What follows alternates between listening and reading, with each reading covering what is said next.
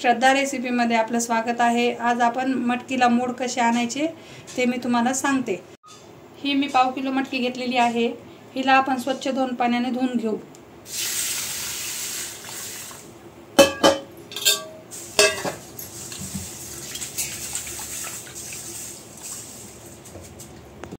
आपली मटकी धुवून झालेली आहे।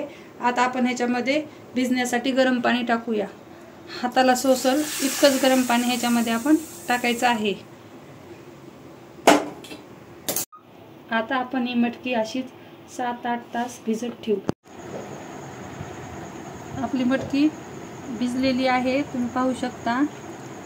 आता आपण हिला एका कपड्यामध्ये काढून घेऊ। मी चाळणी घेतलेली आहे, पुरण गाळायची चाळणी आहे। त्याच्यावरती मी एक कॉटनचा कपडा टाकणार आहे। आता आपण ह्याच्यामध्ये ही मटकी उपसून घेऊ पाण्यातून।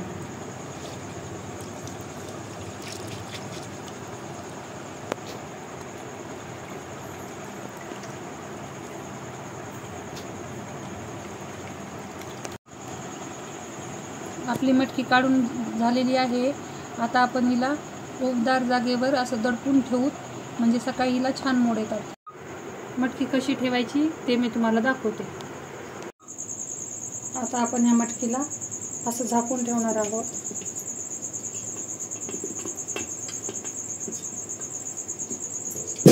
त्याच्यावरती एक अशी थाटली झाकून ठेवायची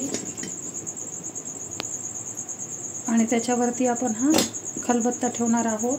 आता रात्रभर ही मटकी आपण अशीच ठेवणार आहोत।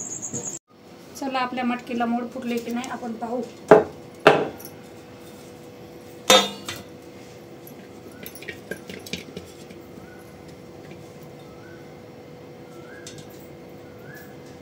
तुम्ही बघू शकता आपल्या मटकीला किती छान मोड फुटलेले आहेत ते।